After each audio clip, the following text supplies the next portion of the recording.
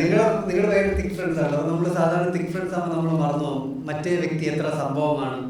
അപ്പൊ പലപ്പോഴും ആക്ടർ എന്ന രീതിയിൽ ശിവയുടെ അടുത്ത് വർക്ക് ചെയ്തപ്പോ ഇത് കൊള്ളാലോ, ഇവ കൊള്ളാലോ, അങ്ങനെ തോന്നിയ മൊമെന്റ്സ്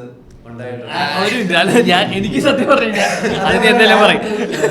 അല്ല, എനിക്ക് സത്യം പറഞ്ഞാലേ ഫസ്റ്റ് ദിവസം പടം തുടങ്ങുന്ന ഫസ്റ്റ് ദിവസം നമ്മൾ റൂമിലത്തെ എല്ലാവരും ലൊക്കേഷൻ, അന്ന് എനിക്ക് ഷോട്ടില്ല, നമ്മൾ റൂമിലത്തെ എല്ലാവരും ലൊക്കേഷനിലേക്ക് പോയിട്ടുണ്ട്. അതായത് ജാലക്കാരിയാണ് ഫസ്റ്റ് ദിവസം നമ്മൾ ഷൂട്ട് ചെയ്യുന്നത്. അപ്പൊ നമ്മുടെ റൂമിൽ ഷെയ്ൻ വരുന്ന ആ സാധനത്തിൻ്റെയാണ്.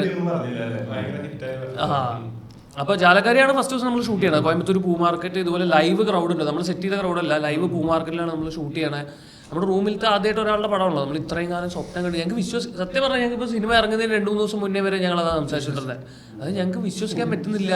നമ്മളിവിടെ എറണാകുളത്ത് വന്നു, ഇത് കുറേ കാലം ഇതിനു വേണ്ടി നടന്നു, പിറകെ നടന്നു, കുറേ പട്ടിണി നടന്നു, എന്തൊക്കെയോ ആയി അലഞ്ഞ് തിരിഞ്ഞ് ലാസ്റ്റ് നമ്മൾ വിചാരിച്ച അവിടെയൊക്കെ റിലീസാകുന്നതിന് 2 ദിവസം മുന്നേ ഞങ്ങൾ ഇരുന്ന് സംസാരിച്ചുകൊണ്ടിരിക്കുന്നത്. മെൽബിനുണ്ട്, ഞാനുണ്ട്, ഇവരുണ്ട്, ശബരി, അങ്ങനെ റൂംമേറ്റ്സ് എല്ലാവരും കൂടെ ഇരുന്ന് സംസാരിക്കുക. അപ്പോൾ ഫസ്റ്റ് ദിവസം എനിക്ക് സത്യം പറഞ്ഞാൽ ഷൂട്ട് കാണുമ്പോൾ എനിക്ക് ഈവൻ ഫസ്റ്റ് ആക്ഷൻ വിളിക്കുന്നതിന് ഞങ്ങൾക്ക് എല്ലാവർക്കും ടെൻഷനായിരുന്നു. കാരണം ഇത്ര വലിയൊരു സിനിമ മലയാളത്തിൽ, അതായത് ഒരു ഡെബ്യൂട്ടൻ ഡയറക്ടർക്ക് കിട്ടുന്നതിൽ ഏറ്റവും നല്ല പ്രൊഡക്ഷൻ ഹൗസ്, ഏറ്റവും നല്ല ആർട്ടിസ്റ്റ്, ഇത്ര വലിയ ബഡ്ജറ്റിലൊരു സിനിമ.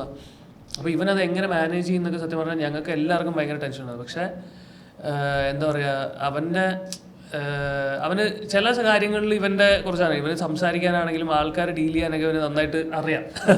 അപ്പോൾ സെറ്റിൽ ഇവൻ്റെ, അതായത് ആ ഫസ്റ്റ് ഡേ ആക്ഷൻ വിളിക്കുമ്പോൾ തൊട്ട് തന്നെ നമുക്ക് എല്ലാവർക്കും കോൺഫിഡൻസ് ആയി, ഇവൻ എത്ര ദിവസം കൊണ്ടുപോയാലും ഇവനത് പ്രോപ്പറായിട്ട് കൊണ്ടെത്തി എന്നുള്ള കോൺഫിഡൻസ് ഒക്കെ. അപ്പോൾ അത് ഭയങ്കര സത്യം പറഞ്ഞ ഒരു proud moment as a friend എന്നൊക്കെ പറയില്ലേ. അപ്പോൾ അങ്ങനെ അതായിരുന്നു. അത് അംഗീകരിച്ചാൽ അതുകൊണ്ടാണ് കൺവിൻസിങ് സ്റ്റാർ എന്നുള്ള പേര് എനിക്ക് ചേർത്തിട്ടുണ്ട്. ശിവയിലോട്ടെത്തുമ്പോൾ നമ്മള് പണ്ട് ഷോർട്ട് ഫിലിമിലൊക്കെ ഞാൻ പല ക്യാമറയും വെച്ച് ഷൂട്ട് ചെയ്ത ആക്ഷൻ എന്ന് പറഞ്ഞിട്ട് ചെയ്യാതെ തെറി അങ്ങനെ വിളിച്ച് ഷൂട്ട് ചെയ്ത് പോയ ഒരുത്തരാണ്, ഫ്രണ്ടാണ്. അപ്പോൾ ഇവൻ ഞാൻ ചെയ്യുന്ന വലിയ പടത്തിൽ ഈ പറയുന്ന വലിയ സെറ്റപ്പിൽ വീണ്ടും ഇവൻ മോണിറ്ററിന് മുന്നിൽ വരുന്നു, ഇവനോട് കാര്യം പറയുന്നു.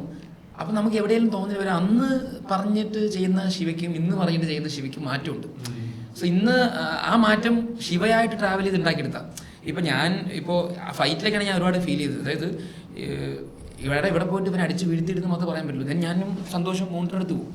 ഇവനത് ചെയ്തെടുക്കുമ്പോൾ ഇവൻ്റെ ഉള്ളിൽ ഇവൻ ട്രാവൽ ചെയ്തിട്ടുണ്ട് ആസ് ആക്ടർ എന്ന രീതിക്ക്. ഇവൻ കടന്നു ചെന്ന് പഠിച്ച് സ്വയം വർക്ക് ചെയ്ത് ഇവൻ അതിലോട്ട് അത്ര വരുന്ന കാണുമ്പോൾ നമുക്കും ഒരു ഭയങ്കര ഹാപ്പി, ഒരുമിച്ച് വളരാന്നുള്ളതല്ലേ. സെയിം ടൈം ഇവനും അത് തോന്നിയിട്ടുണ്ട്. ബിക്കോസ് അന്ന് ഷോർട്ട് ഫിലിം ക്രൂവിനെ മാനേജ് ചെയ്ത എന്നെ അല്ല ഇവൻ അവിടെ സെറ്റിൽ ഫീൽ ചെയ്തിരിക്കുന്നത്. സോ അത് രണ്ടുപേരും ഒരേ സമയത്ത് അത് ഫീൽ ചെയ്ത് ഒരേ സമയത്ത് വളരാന്ന് പറയുന്ന ആ ഒരു മൂമെന്റ് ഇല്ലേ,